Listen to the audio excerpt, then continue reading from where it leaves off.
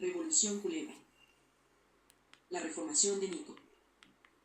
Sumergiéndonos en lo más profundo de la psiquis humana.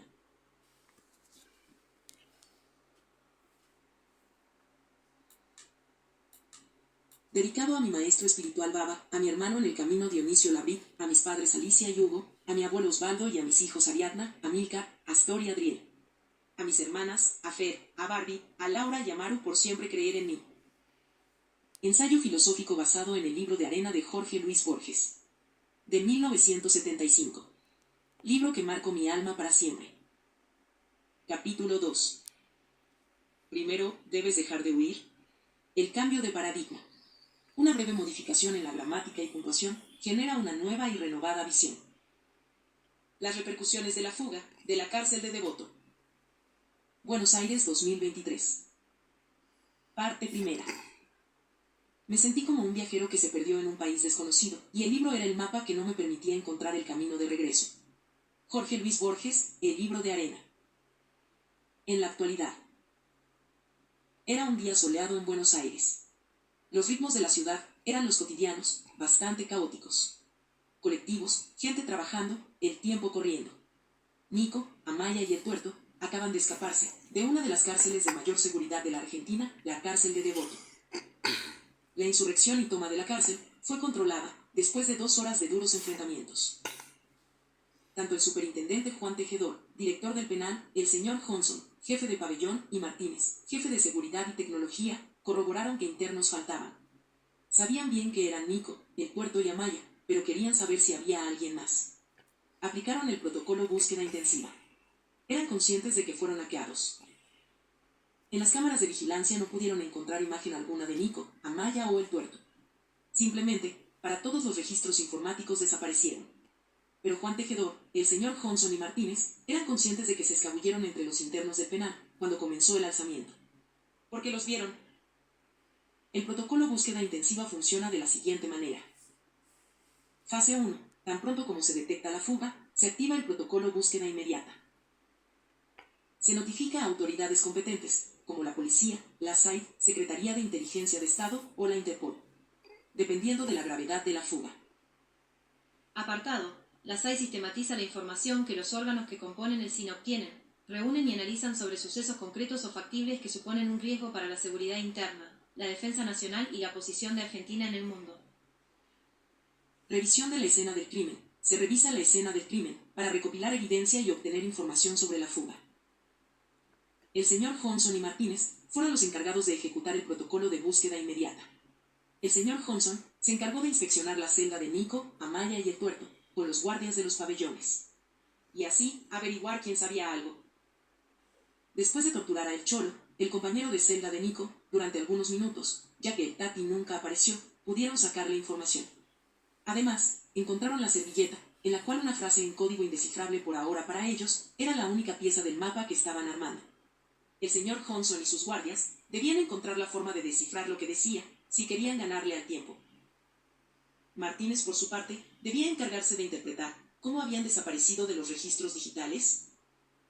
La cárcel tiene varios sistemas de vigilancia que trabajan juntos. Como contamos en el capítulo anterior, no hay puntos ciegos, ni de espacio, ni de tiempo en la cárcel. Pero lo último que Martínez y el señor Johnson pueden ver en las cámaras es que Nico, Amaya y el Tuerto se acercan a la esquina del patio y empiezan la ceremonia, el ritual de adoración a la culebra. Aunque ellos no sabían que ese ritual, esa distracción, fue la llave para fugarse de la cárcel de Devoto. Parte segunda. El libro no tenía principio ni fin, y no había manera de saber si estabas en el principio o en el fin. Jorge Luis Borges, El libro de arena. La culebra como guardiana del equilibrio. Dice la leyenda, la culebra es un espíritu guerrero de una civilización precolombina. Era una guerrera llamada Alma Danzante que sacrificó su vida para sellar un pacto entre los hombres y la naturaleza. Mezcló su sangre con la de una culebra. Esa sangre fue derramada y con el paso del tiempo, selló su ADN en lo inerte de una roca. Allí se guardan todos los recuerdos de los guerreros, que creyeron en ella mediante la práctica de rituales.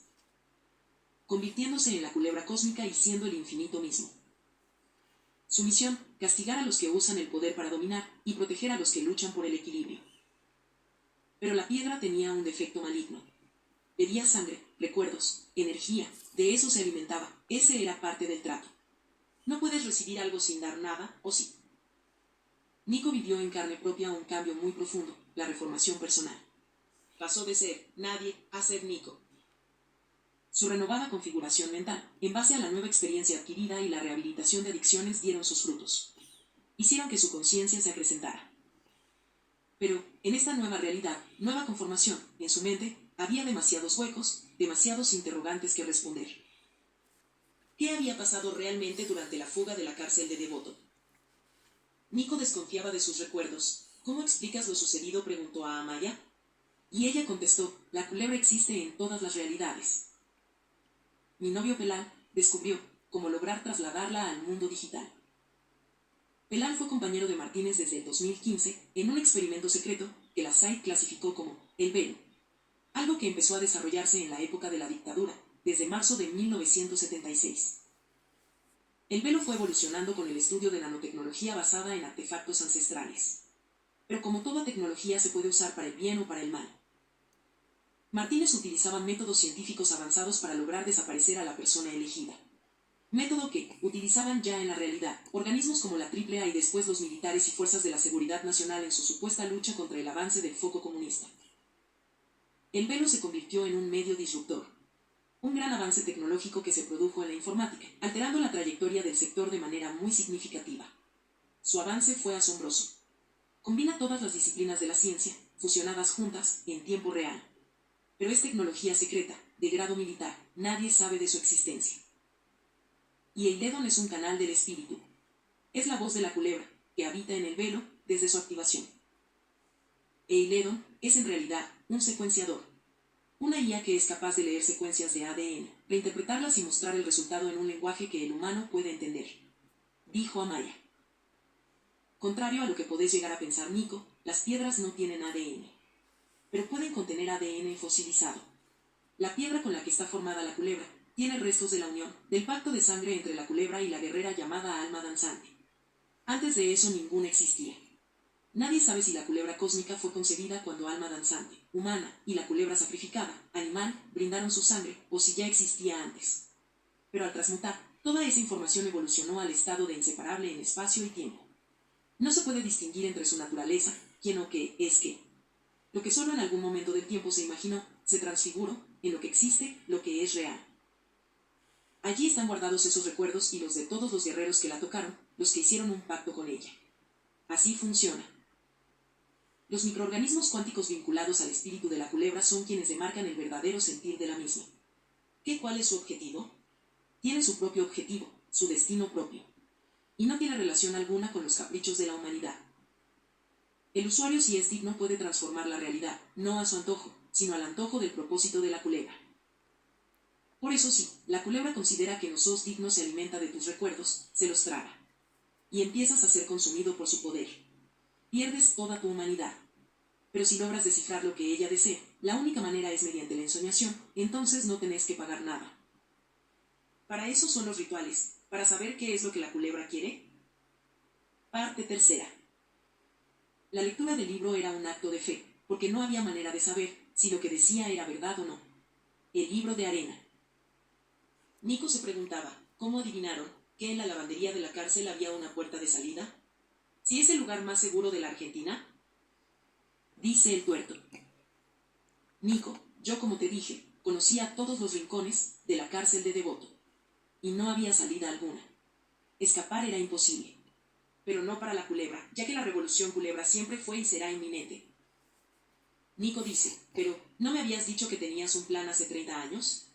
¿Un plan de fuga? Dice el tuerto, mi único plan fue ser paciente, esperar el momento correcto. Así actúa la culebra y el velo. De todas las realidades posibles, solo hay un camino correcto. El camino en el que se manifiesta la culebra. Nico parecía no entender. Prosiguió el tuerto. Cuando te conocí, eras un fantasma en vida, pibe, estabas vomitando, desintoxicándote. De las adicciones. Eras justamente nadie. Pero hubo algo que me generó conexión al instante con vos. Y fue tu humildad y el recuerdo de mi hijo perdido. Sentí que a vos en algún punto te pasó lo mismo, lo vi en tus ojos, seguramente un recuerdo, una añoranza nos unió. Esa fue la primera señal de que tu existencia tenía un valor especial en la mía, en mi futuro.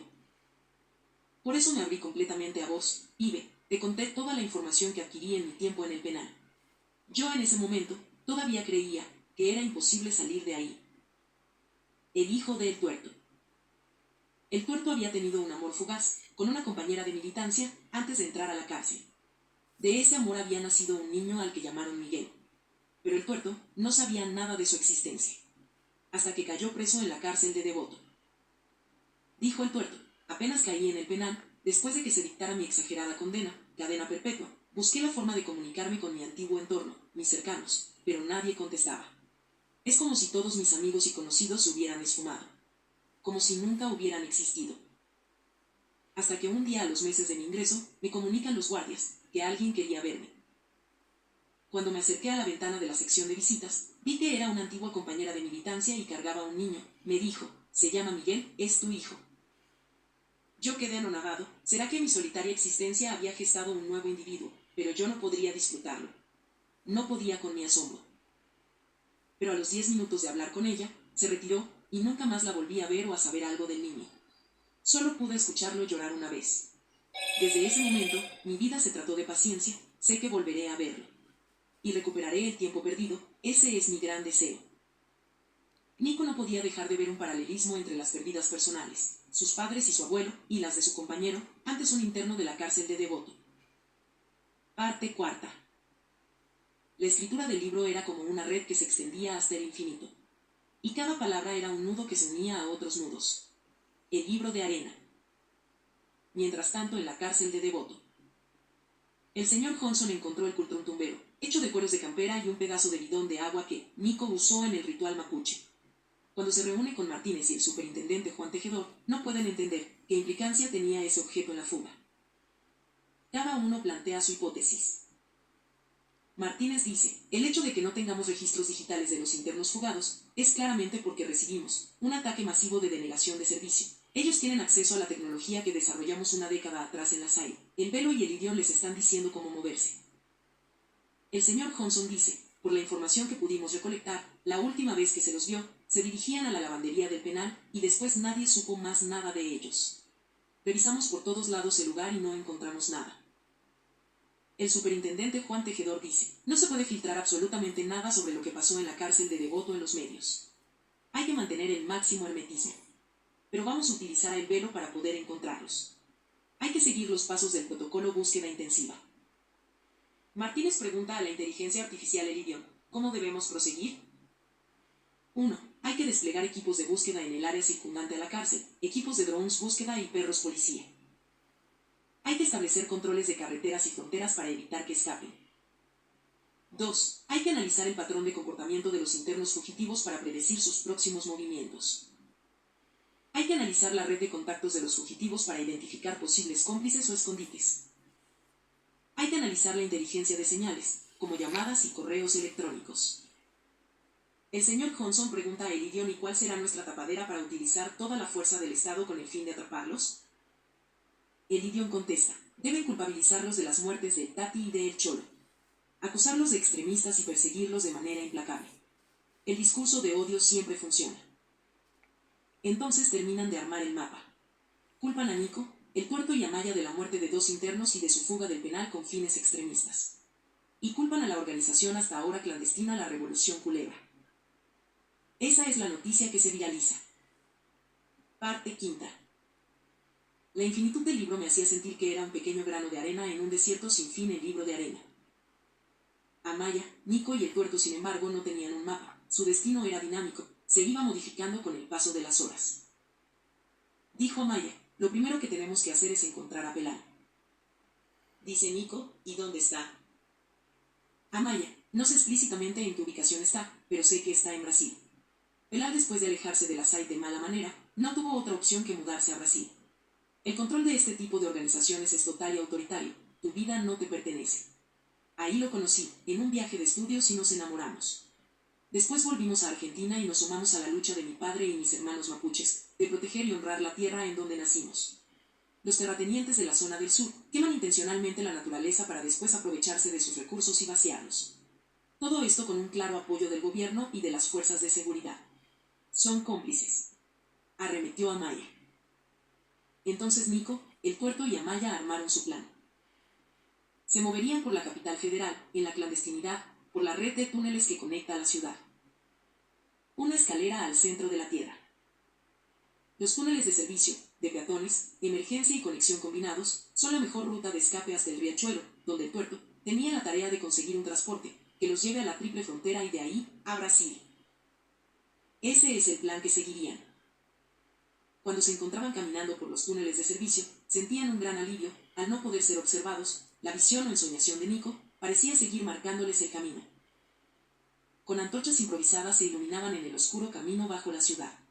Sus sombras reflejadas en las corroídas paredes se desdibujan formando criaturas grotescas. Mientras formaban un nuevo ser, en el cual Nico, Amaya y el Tuerto parecían ser partes de un mismo cuerpo. Un nuevo tipo de hombre. Esa noche, después de una larga velada, forman un campamento, una fogata y descansan hasta el otro día. A la mañana siguiente, Nico tiene un nuevo sueño y se lo cuenta a Amaya. Estaba con mi abuelo Horacio de niño, en mi antigua casa. Él me abrazaba y buscaba en sus bolsillos un billete, el cual me daba antes de ir a la escuela.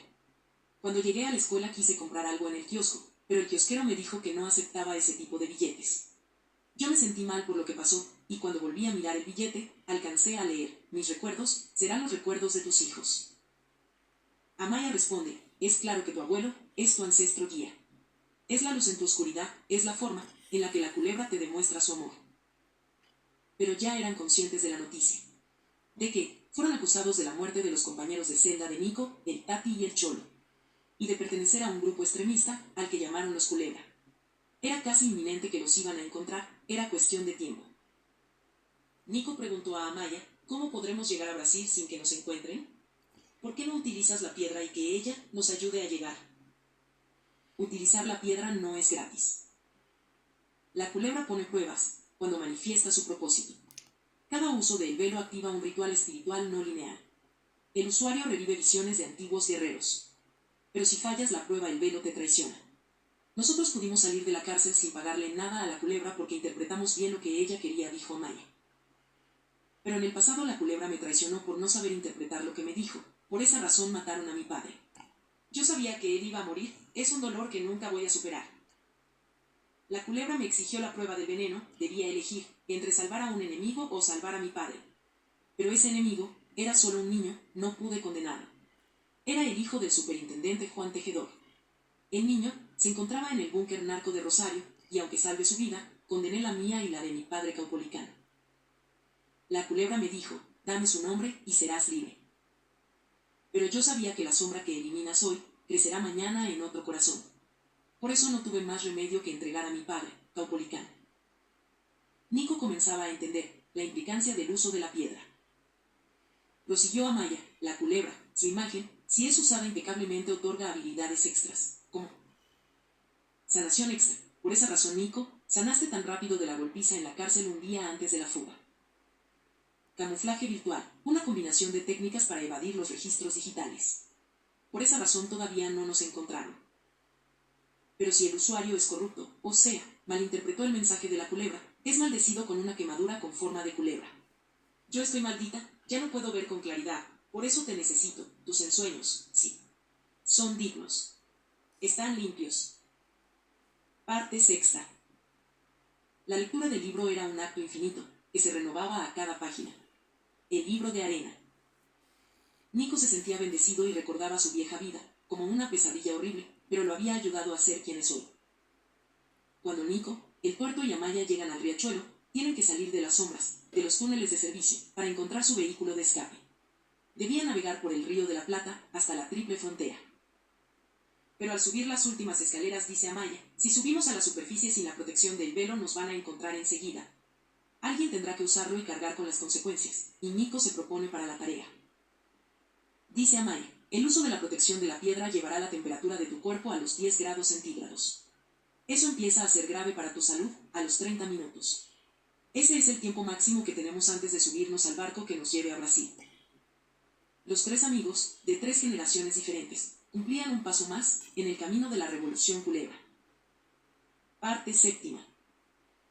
El libro no tenía autor, porque era como si hubiera sido escrito por la mano de Dios mismo. Jorge Luis Borges, El libro de arena. Este capítulo no solo presenta la reconstrucción de una fuga, sino la reconstrucción de un antihéroe. La revolución está en la no acción, en la aceptación de que la esclavitud es la sumisión externa, donde toda creación auténtica y personal se disipa por las miradas de entidades foráneas al yo. La culebra, al mudar su piel, borra toda intención humana de querer controlarla. La noticia de la reconstrucción de la fuga de la cárcel de Devoto ya es viral. ¿Ya te enteraste? Parece que todavía no es tiempo de dejar de huir. Hasta la próxima entrega.